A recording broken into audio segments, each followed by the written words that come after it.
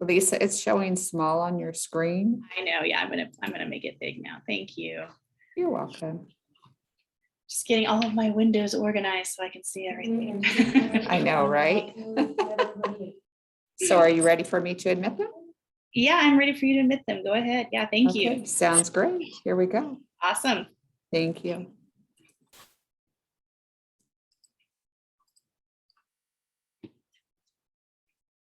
Good afternoon, everyone. Welcome to Jamboard for Early Literacy Instruction. I'm going to go ahead and drop a welcome message that contains the link to this presentation. And you will find that embedded within the presentation are links to all of the Jamboards for you to force a copy of them, as well as a Wakelet that has some resources for you to use in your instruction and in your preparation for instruction. I'm going to pop this up here so this gets a little bigger there. All right, I'm Lisa Curtis. I've been a classroom teacher for 14 years in the Colton Joint Unified School District. And then for the past 4 years after being in the classroom, I actually have been working in my district office as a curriculum program specialist in the elementary education department. And I always call myself the jack of all trades and the master of some, because as an elementary specialist, I have to cover all of the subject areas because that's what our teachers do. But my real love and passion is reading instruction, and I have a Master of Arts in teaching reading, as well as being leading edge certified in online and blended teaching and professional leading learner. And I'm also a Seesaw ambassador. But this is my first foray into the Google world with some Jamboard. And I wanted to share with you some things that I've discovered over the past year and 3-4 months of our distance learning situation that we had in our district, and give you some tools that you can use in your own classrooms should we ever have to go back into distance learning to help bring reading instruction to the forefront for our kiddos, because that's really an area where I feel it's best done face-to-face, and we need to make some modifications and have some special tools in order to bring that kind of instruction to life for our kids through a screen. On the third slide, that's where you'll find my Wakelet, and I'll go ahead and pop that up right now so that you can see it.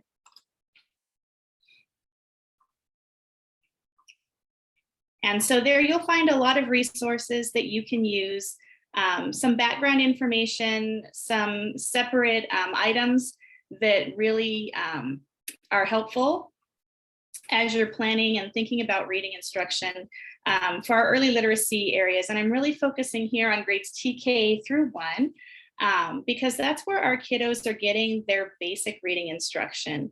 And so I've given you the phonological and phonemic awareness items that I have been researching and collecting, some videos of instructional strategies, as well as some links to some separate purchase curricula and resources, some of the things that my district has brought in. And I'll go ahead and repost that link. Thank you. There we go. And we've been using in our classrooms and have found success with, as well as some lessons that are available for free online through phonics to help our kiddos get started with their early reading and decoding learning. You'll also find links to all of the Jamboards in the Wakelet, as well as some videos just to help you get started if you're not familiar with Jamboard, or if you're not familiar with screenshotting, which is a great way to get backgrounds into your Jamboards to help your kids with their learning. So today's quote that I'm using to inspire is from Frederick Douglass. Once you learn to read, you will be forever free. This is where my passion lies. This is the heart of everything that I'm trying to do when I work with teachers in my district, is to bring reading to all of our students. Research shows that 95% of our students can learn to read. There's only about 2 to 5% of kids who will have a serious disability that will preclude them from learning to read. But the vast majority of our kiddos can learn to read, but they need many of them need a lot of instruction, and they need a lot more support. And so we need to be prepared to give that support to them, because I feel being able to read is really a deal breaker in our society. If you are not able to read, when you leave school, you are really at a serious disadvantage, socially, economically, even physically, because your health is affected by not being able to access knowledge that other people can. So we really need to make sure that when our kiddos leave us, they are ready and set to go with their reading. So today's session, we're going to focus on using Jamboard, and we're going to be teaching phonological and phonemic awareness, phonics, and then some work with reading connected text through decodables.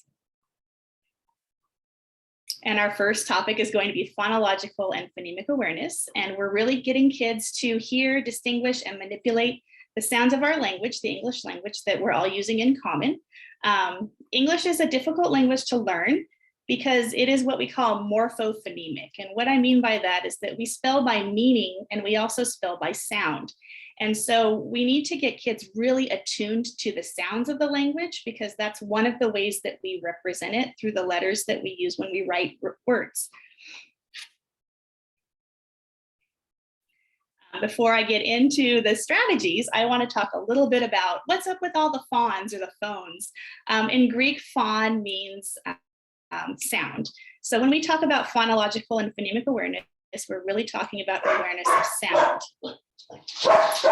I'm sorry, somebody just came to my door. When we talk about phonological awareness, that's really an umbrella term that includes all of the following skills. So rhyming, syllabication, onset rhyme, and then phonemic awareness, which is the most advanced level of phonological awareness. So we're really trying to fine tune our kiddos' ears to hear the sounds of our language within streams of words and also within individual words themselves. One of the activities that we can do with them uses some visual manipulatives and digital manipulatives and visual cueing, because when we're talking about learning through a screen, we don't get the interaction with our kids that we would like to see, that we would get in a regular classroom. And also we need to be kind of multisensory when we're attacking reading. So we want to engage the sound, so listening and speaking. We want to engage their sight. So these Jamboards will help to engage their sight. And as we get them back into the classroom, we want to engage their hands. So we want them to also be manipulating these sounds themselves using some manipulatives. And one way we can do this is through Jamboard. So I am going to get up here and start pulling windows aside so that I can get to what I need to show you, because this thing loves to. And now my pausing is shared. All right, my sharing is paused because I can't get out of this window. Let's get rid of this. Let's bring my window back that I had.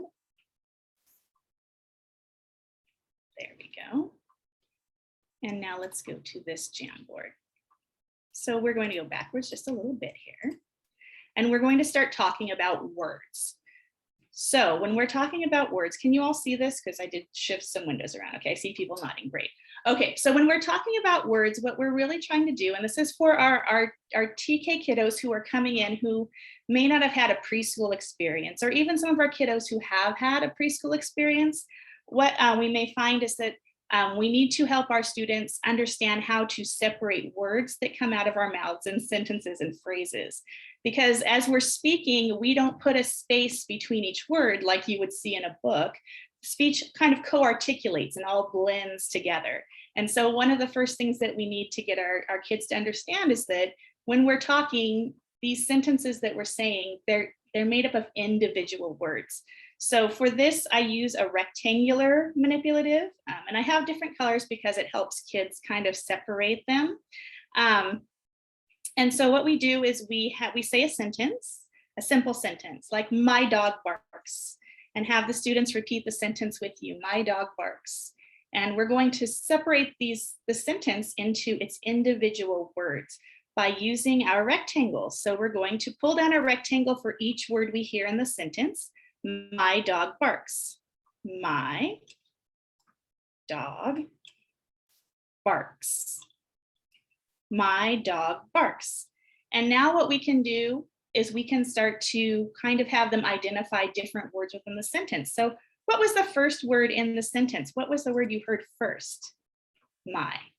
What was the last word that we said? Dog. What word was in the, barks. What was the word in the middle? Dog. My dog barks. You say the sentence, my dog barks. And they can be pointing at their screen with you. They can follow your pointer. It just gives them visual clues as to what it is that you're doing. Because when we work with phonological and phonemic awareness, we often say you can do it with your eyes closed because it's really an oral activity. It's really about listening and speaking. And so when we're through a screen, that can be difficult for our kids to attune to. So we want to make sure that we give them something visual to pay attention to. So that's the first strategy, is just getting them to hear the individual words within a sentence. The next activity is a syllabication activity. So it involves using words that have multi-syllables, right? We start with multisyllabic words.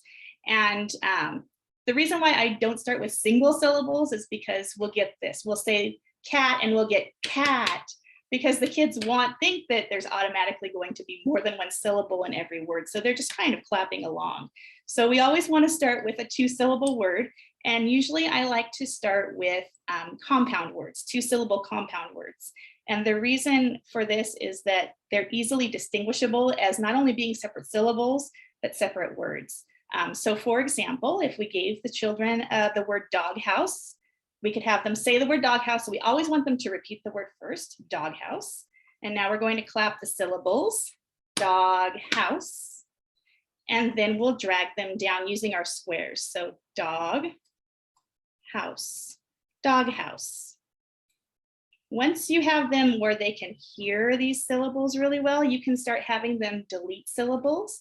So you could ask them to say doghouse without dog. What would doghouse without the dog be?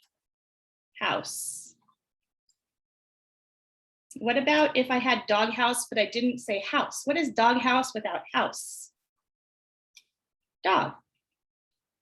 And what this situation or this strategy is doing for them is it's getting them primed for working with individual phonemes. So they understand that words are made of syllables. And now we're going to start to talk about how syllables can be made of individual sounds. And that's where the magic is really for our kiddos when we start working in phonological awareness and moving towards phonemic awareness, is getting them into those individual sounds. Because once they have those individual sounds, they have something to connect to the letters that we use to write those sounds. And then that is their inroad into reading. So the next level of phonological awareness is onset rhyme. So we're still working with some chunks of words here, but we're also starting to separate some individual sounds.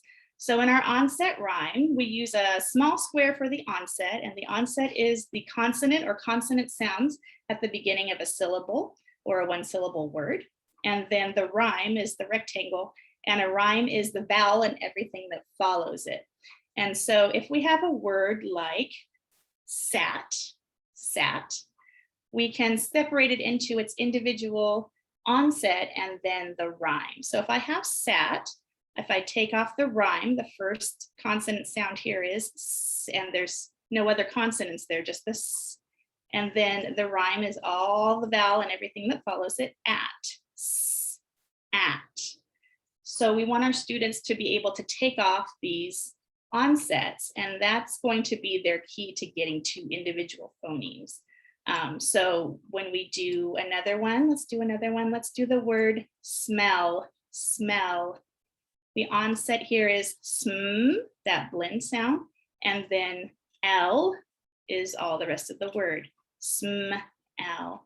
And there's some hand gestures you can do with this.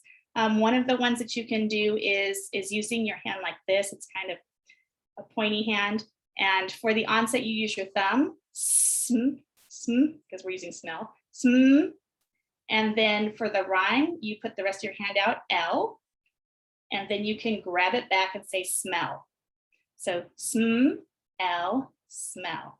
And then the manipulatives would be sm, L, smell. So we're getting some kinesthetic because we want our kids to be working with their hands. We're getting some visual with these digital manipulatives. And then we're getting the sounds that they're hearing through your voice, and then through them speaking the words and the sounds that they're using to make the words.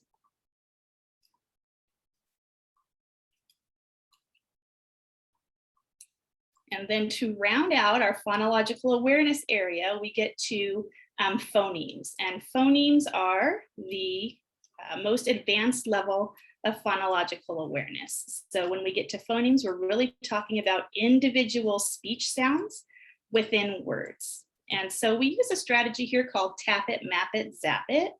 And what this is doing is it's going to give them a kinesthetic because they're going to be using their fingers to tap out sounds. It's going to give them a visual because they're going to see the manipulatives being pulled in. And then it's going to give them their oral because they're going to be zapping it or recoding the word back into a word from its individual sounds. So in tap it, map it, zap it, the way it works is the teacher says a sound, a word, like the word dig. So students would say the word dig. Say the word dig.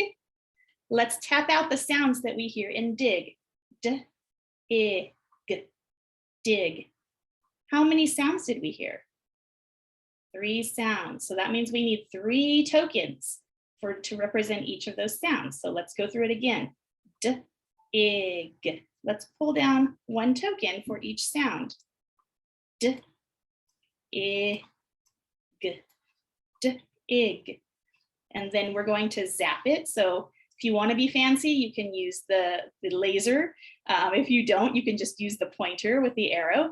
And you just go across the sounds, the sound boxes, and you say the word in its entirety. So d, ig, let's recode it and make the word dig. What we're trying to do here is really fine tune our students listening and being able to hear those sounds. Once they're able to blend them and segment them, then we know that they're ready to start attaching them to the letters that we use to represent them in our reading and writing. What you can also do is once we have kids at a really, and this is really dependent on where your kids are, so you're going to want to monitor their skills.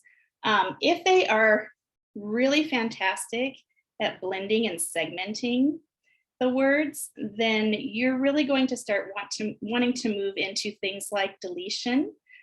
So for example, if I have the word dig, d, I, g, and I wanted to have our students start deleting, we always start with the first sound. The initial sound is what gets deleted. So if I have the word dig, d, ig, say dig without d, what do we have? Ig. And then you can go to the final because that's the next hardest thing to delete. So the easiest thing to delete is the initial phoneme. The hardest thing to delete is this middle phoneme because you wouldn't have anything left, but you can do some substitution there. And then the next thing that you would want to take away is this final phoneme here. So if I said dig, d, ig, without g, what would I have left? Di, di. Put it back on, dig. When we have our kids doing this activity, it's going to start helping them in that area where they need to understand that when the sound of and within a word changes, then that means that the word itself is also changing. So if I take away the d from dig, I don't have the word dig anymore. I just have ig. If I take away the g, I don't have dig anymore, I just have di. And so that's the first inroad into getting students to understand that as sounds change in a word, the word itself changes. Then you can start working on some substitution. And the way that we do substitution is we put additional counters or tokens below the word. So if my word is d, ig, dig, I can say the word is dig. Say dig, but instead of d, say b. Out goes d, in comes b, ig, big. So they're able to substitute, and they're also, I love having that visual cue for them to remind them that we're taking a sound out and we're putting a different sound in. as we're doing substitution, we're also doing some work on how to create rhyming words. This is especially difficult for our English learners because not only are they trying to figure out what a word would be that would rhyme with another word, but they're doing it with a smaller English vocabulary because they're still learning English. And so teaching them how to do this initial sound substitution also gives them the chance to make their own lists of rhyming words as well. And you can work with this tap it, map it, zap it in a 3 phoneme word. And I'm using, this is the very beginning. I use a 3-box Elkinen box mat to start that work. And then we can even go up to 4 phonemes. So if you had a word like, for example, jump, they could segment the word jump, j, m, j, m. So they're able to do that. And then as they get better and better, you can add even more phonemes up to 6. I wouldn't go beyond 6. That's really a lot of phonemes for segmentation like this. So I would stop at about 5 to 6 phoneme words. All right. Let's go back to my presentation. Just one of these here. There we go. So that's our work with phonological and phonemic awareness. As I was saying, once we have kids able to blend and segment, so if I gave you the word cat and you could segment it into k, at, or if I said to you k, at, and you can tell me that makes the word cat, we are ready now to start connecting letters to those individual sounds. And so that's the job of phonics. The job of phonics is to make the connection between the speech sounds of our language and the letters and letter combinations that we use to represent those speech sounds when we read and write. So why should we teach it? Obviously, phonics is that connection between spoken and written language. So we always say that we go from speech to print. We started with oral language. That's natural for our kids. They pick it up through their daily life with their families, and even more when they come to school and they're getting all of these interactions. And it's just a natural process to develop your oral language. But when it comes to written language, we don't have places in our brains that process written language by itself. We have to make a lot of connections in our brains. And so because written language is really new to us, only about 5,000 years old. And so our brains have not adapted to written language to have those automatic processors that we have for oral language. So we want to make sure that we make it obvious and clear that language is made of sounds and that we represent those sounds using letters. The more solid and automatic our kids' phonics skills are, the better they are able to read the unknown words independently. This comes into play really heavily once they reach about 3rd grade, when direct illustrations that directly represent exactly what's happening in a story kind of start to slide out of their text, and they're seeing more print and more high-level academic language words that they may not be familiar with. They need to have automatic phonics skills to read those words. And we always start with explicit direct phonics instruction. And when we're looking at what is effective, we want students that are able to match phonemes to the written representation. And we want strategies that let students do the manipulations as much as they can themselves, because we're a Wonders district. And what I've noticed from looking at Wonders is that much of the instruction, and we had this problem with HM when we had that before, much of the instruction happens with a teacher and a pocket chart. And 1 or 2 kids might get called up to manipulate things, but really the rest of the class isn't getting to move those letters around. And we really want the kids to be the ones that are doing the manipulations of the sounds and the letters and the words themselves. So Jamboard offers that in a digital environment. This is what it looks like. And it's an activity called Tap It, Map It, Graph It. And you can do this live in a classroom with your kids using your own counters. If you have cubes, the double-sided counters from math curriculum, you can use those as well as your manipulatives, or even small pieces of paper make great manipulatives. And you can do this in your class, as well as having it here online for those times when we need to go digital. So I want to grab that Jamboard for you. This is what it looks like. Go to an empty one here. So in phoneme graphing mapping, or tap it, map it, zap it, or graph it, we're going to be doing some manipulation, and we have a double row. So you can see there's a double row of boxes here, whereas we were using Elkanon boxes, which was a single row of boxes for phonemes.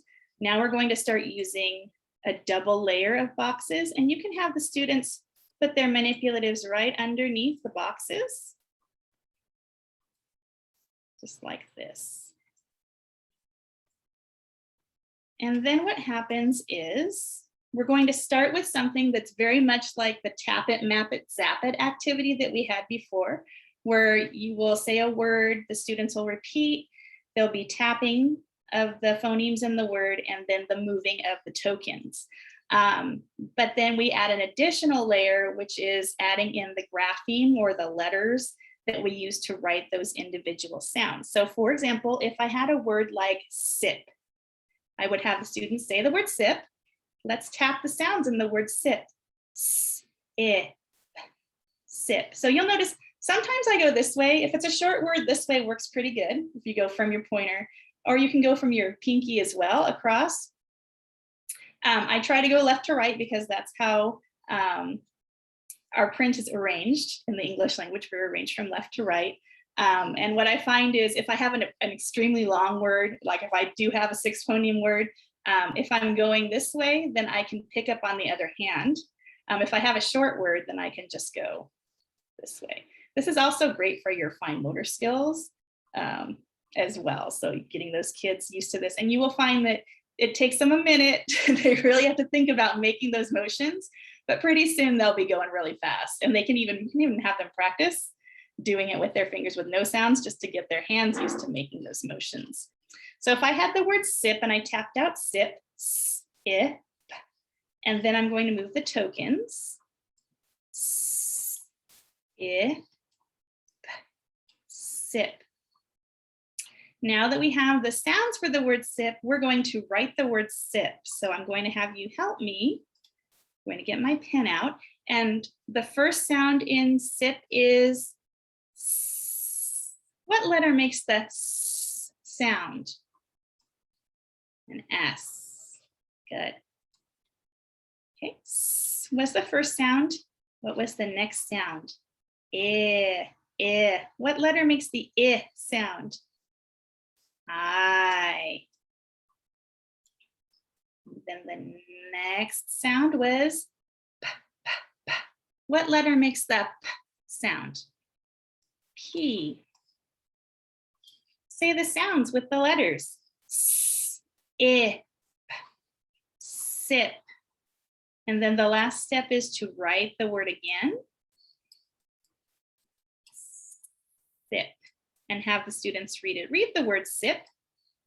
Sip. The goal with this activity is to make a visual and very tight connection between the sounds that they hear in the words and the letter or letters that we use to represent these sounds. So the rule is 1 box per sound. Blends get separated, and I'll show that to you in a second. And vowel teams stay together. So for example, if you had a word that had a vowel team like the word meat, that vowel team would stay together as 1 sound in the box. And then it would be written, the 2 letters that make that vowel team would be written just underneath in the same box. So let's go ahead and let's go with another word. Let's go with the word cape. Cape. Say the word cape. Cape. Tap cape. Ape. Cape. And normally I would have these under here, but I don't. So I'm just going to work with it the way it is. All right. So let's drag in our counters to make the word cape. Cape. Cape. Let's write in the letters that we're using to make these sounds. The first sound is k, and we're going to make that with a C in the word cape. The next sound is A, A. We write it with the letter A. And the last sound is P, P, P. We write that with the letter P. But at the end, we also need to write a silent E. This E has a special job. It's not making a sound. Its job is to make this A say the long A sound. So silent E makes the vowel say its own name. Ape. Read the word cape. Cape. Write the word cape. Cape. And then have them read it one more time. Cape. So here they're getting to see how a spelling pattern or spelling rule, like the consonant E, or the silent E, a vowel consonant E pattern, looks when we match it to the individual sounds that we hear in a word. So it makes it very obvious to them that even though we only hear 3 sounds, the word's getting written with 4 letters. The only thing is this E is silent and it has a job to do. And then if we're working with blend, if we had the word small, small, s, m, ah, o, we would have to drag down counters for each of those sounds. S, m, ah, o. And then we can write the letters in here. S, m, ah. And then the 2 L's go in the same box because they're only making 1 sound. So the rule is if the letters go together to make 1 sound, they go in 1 box. If they're each making an individual sound, like in a blend, they go into 2 separate boxes. So that's a very high level. Okay, so I see some questions here as I'm introducing long and short vowel sounds as I come across. Do I let them know that A can make more than 1 sound? By the time we're at the end of kindergarten, they're going to need to know that A can make more than 1 sound because they're going to, in their own writing, they're going to want to write words in their writing that have a long A sound. So they need to know that it makes 2 sounds. I can teach you really quickly the song, little song that we would use to get them to know the vowels. So it's it goes like this, and there's a little glove. You can make a gardening glove, and it has little stars with the vowels in them. A, E, I, O, U, A, E, I, O, U, A, E, I, O, U. There's 5 vowels in our alphabet. Every word needs one. Every word needs one. Every word needs one. There's 5 vowels in our alphabet, and then you go over them. A, and then you make the sounds. A, A, E, I, O, U, They get the idea pretty quickly that the vowels have 2 sounds just because the vowel's name, the letter name, makes the long vowel sound. And then if you have kids who are really advancing in their phonics in kindergarten, you can start teaching the vowel consonant E pattern with those kids. So again, you want to keep in tune with what it is that they're able to do, and keeping abreast of their skill level, because then you'll want to start grouping them by their proficiencies and being able to advance kids who need it and give extra support to kids who need it. And I have a question, are they doing this on their own simultaneously or just listening? You can do it either way. It's a lot easier when you're in a classroom, and when you're in a classroom situation, you'll have your kids and they'll have their work mats and they'll be doing it with you.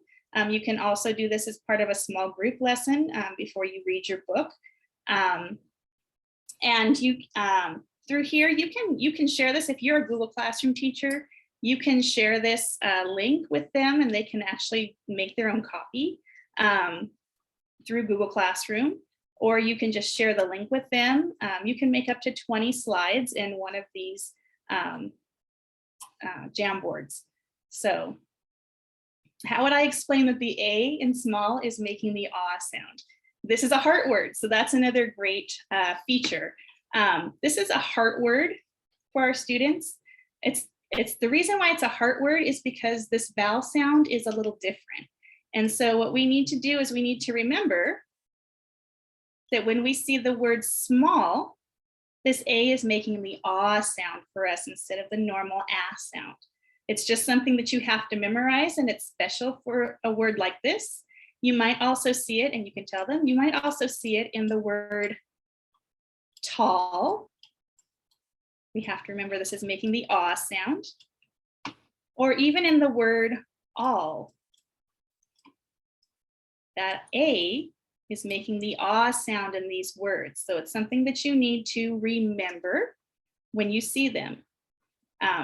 What will happen here is once they see that and they've seen this, they're seeing a little pattern happening here, they'll start to apply it because our brains are pattern seeking. So once we see a pattern, our students will really want to start applying that pattern. That's the reason why you see, once you teach the vowel consonant E pattern to first graders, they kind of want to use that for every long vowel. And that's why you have to start teaching them vowel teams, because otherwise they'll just keep applying that long vowel, vowel consonant E pattern to every long vowel word, even though in our language, we have many ways to spell those long vowels. All right, let's get back to presentation. And then I have a couple more things to show you. This is going by pretty fast. So the next thing that we can do is a word sort. So in our word sorts, this is a great way to expose students to patterns, spelling patterns in our language, word families in our language, because they can use these word families to read multiple words because they're all spelled the same at the end. They all have the same rhyme at the end. So what we can do is we can give them a word sort like this. And this is called a closed sort. It's a closed sort because I've given the categories to the students to use. You can also do an open sort where you just give them words and they have to find the pattern on their own. The closed sorts are the beginning level of sorting. And then when you have kids who are really recognizing these patterns, then you can transition them to an open sort where they get to make their own categories. We can do this in a number of ways. So we can give this actually to our kids and we can put them into breakout rooms. If your district allows breakout rooms, and tell them, all right, you're going to be on slide 2. If you're in room 2, go to slide 2. Yes, these slides are all part of Jamboard. So these are all jams, and I'll show you how I made them. And then you give this to the students and they go to their slide and they're able to manipulate and move the words around to match the patterns. And they'll be able to click and drag. You put them with a partner so that they can talk about it and read the words to each other. And then you can pop in and check in on them. When we get back in person, you can use the same strategy with word cards, or you can continue to do it here in a Jamboard if you have one-to-one devices in your classroom as well. Okay. And then our last area to really talk about is decodable text. So decodable text is text that is managed, and it contains the phonics patterns and high frequency words that students have learned. And its place in instruction is really as practice. Because what I would find before I learned these strategies was that my kids were great at reading words off a list, but sometimes when they saw the word in text, they kind of stumbled. So the place of decodable text is really to get our kids to understand that all these things that we're teaching them, these phonics activities and these high frequency words, we're teaching them these things so that they can read text. So we use it just to provide, like I said, the skills practice using connected text. It's making very clear to students that everything that we teach them, we teach them that because they need it to be able to read. And it also helps to build our students' confidence, because as they're able to read these texts on their own, they really do kind of come alive. And not only that, but they're getting more automaticity and more fluency as they're working this through. Now, when they start with decodables, it's sometimes like pulling teeth out of a hen, because we're teaching them how to apply these phonics patterns in real text. But once they get the hang of it, they really do well with using the skills that we've taught them to sound out the words that they don't know. So the strategy that I'm going to show you is called highlight then read. And we're going to do this in a Jamboard. What's really nice about using the Jamboard for this activity is that traditionally in this activity, you need to have 2 sets of text because they're going to be doing highlighting on one set, and then at the end, they're going to need a clean copy to read again. So what we kind of eliminate here is that paper factor. So when we highlight in Jamboard, I always recommend that we use the brush, not the highlighter, even though the highlighter is an option, because what happens when kids use the highlighter, we know that they're going to go multiple times over, and you can see every time they do it, they're obscuring some of the print. So we kind of want to avoid that. And that's why the paintbrush is such a nice tool, because it floats over really easily and it takes a lot. You would never get to the point where the whole word would be obscured by the highlighting. So what happens when we do highlight then read, this is how we introduce our students to the decodable text, is that if we're teaching the short E pattern, then we will actually have students go through and highlight every word in the passage that has a short E word in it. So they're kind of going through it. You let them go through it on their own and find any words that have the short E sound. And you can do this also, oops, let's get rid of that. You can also do this face-to-face. They can do it if you have one-to-one Chromebooks or one-to-one iPads. Any device that supports Google will support this Jamboard. If you need to give them text to work on and you're a Google Classroom teacher, you can assign this in Google Classroom and have it make a copy for each student. So once they understand the pattern of what they need to do, they can just go through and do it. And then once they've gone through, I'm going to stop highlighting now. Once we have everything highlighted that has the short E pattern, the first read is just the short E words. So just the ones that are within the pattern. So they would just read Ed, Ted, Ed, Ted, 10, Ed, Het. And this is the opportunity that they're getting to sound out some of these words that they might need to sound out because they may or may not have seen the word before, but it has the short E pattern. Once they've read through just the short E words, the second read, they read it, the entire passage, just as it is. And then on the final read, they read a blank copy, which makes it really nice with Jamboard. To get a blank copy, all you need to do is undo all of your highlighting, and now you have a blank copy to read.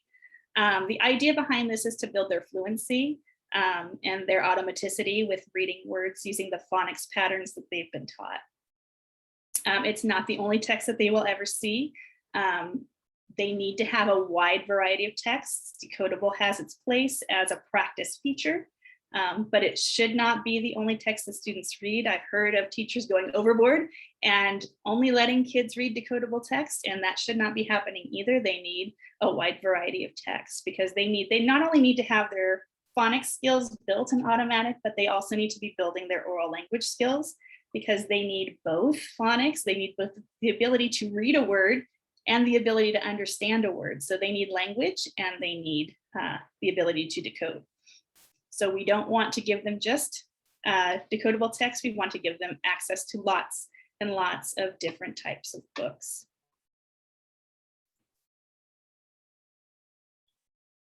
So that is the end of my presentation. Do you guys have questions? Anyone have questions? You can feel free to put them in the chat. Happy to answer anything that you might want to know. I can also go through and show you how I build these out. They're pretty simple to build. You can go to jamboard.google.com, or you can go to your Google Drive and make a new Jamboard in your Google Drive as well from the new function in the upper left hand corner. And then to make the manipulatives, I just use the tool function. So squares are just elongated, rectangles are just elongated squares, and they also have the circle right there that you can build. And then I always just duplicate, because that's the easiest way. So using the 3-dot menu on the shape, you can duplicate. How long does it take to teach students how Jamboard works? Not long. The thing that they need to learn the most is just logging into their account and getting the link. Once you got them to do that, this is click and drag. So all of this is just like things that they do in video games and things that they play at home.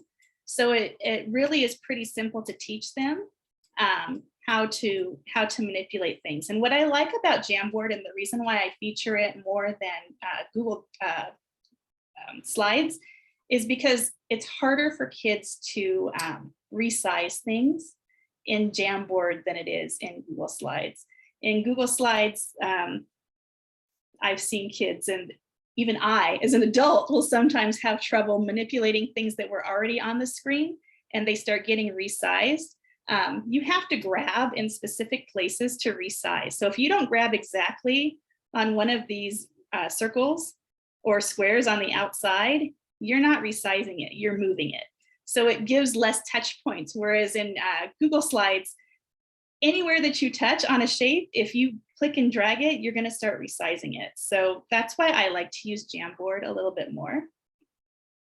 And then for the word sorts, I just use sticky notes. So you just hit the sticky note, you can choose the colors and hit save, and then you can keep making them as many as you need. And then the last thing that I do is I add backgrounds. So for those backgrounds for the Elkinen boxes and the work mat for the Tap It, Map It graphic, phoneme grapheme mapping activity that had the 2 rows of boxes, I actually used a screenshot as the background. So if you go to where it says set background and hit the image, then you can pull from your computer any image that you have.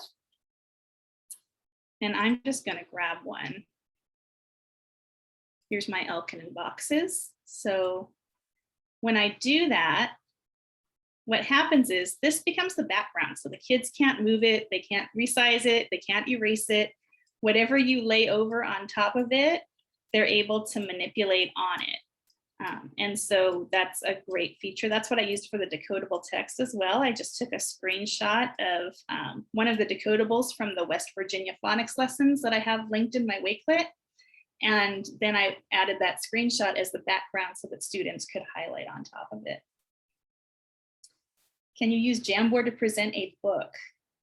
You could. You would have to screenshot every page of the book and put it in to your Jamboard. It's possible, but it's time intensive, but it can be done.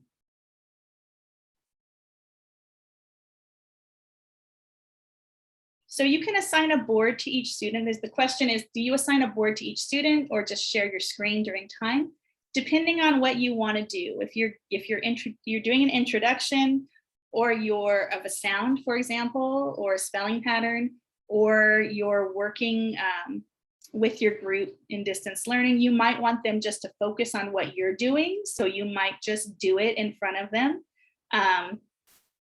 If you want students to have a chance to manipulate, then you would assign a board to each student. And that's why on some of these boards, let's go here for this one. Is it that one? This one. You'll see that I have some indicators. So I label the number of the board really prominently with a large number. And for kids who don't know their numbers yet, maybe they're in TK and they've just gotten started, you can put animal pictures. So this is the dog board. So you would tell them your board is the dog board and your board is the bird board. And that's why those icons are there. You're the fish, to help students know which board to go to. And again, Although I don't think that Google Classroom is the best platform to use with young kids for obvious reasons. For the purpose of sharing Jamboards, it's really great because you can have it force a copy for each student. So then you don't have to worry about them going to a specific Jamboard link or messing up other kids' work, because that can happen too sometimes. But this is a viable way to do phonics and phonemic awareness with kids through a screen when we can't be right there next to them. That gives them something to look at. And what will I keep when I go face to face, and what will I let go of for early literacy instruction? I will keep all of the activities, but most of them will go back to using hand manipulatives. So really, this is because I know we're in a precarious situation with the new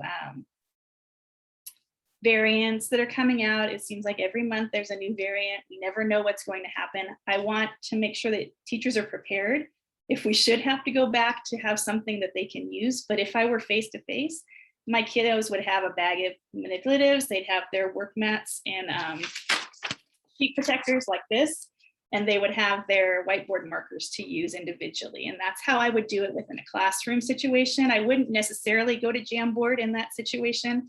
I would try to keep it hands-on with real life things as much as possible. And yeah, you can access, all the Jamboards are accessible via the bit.ly.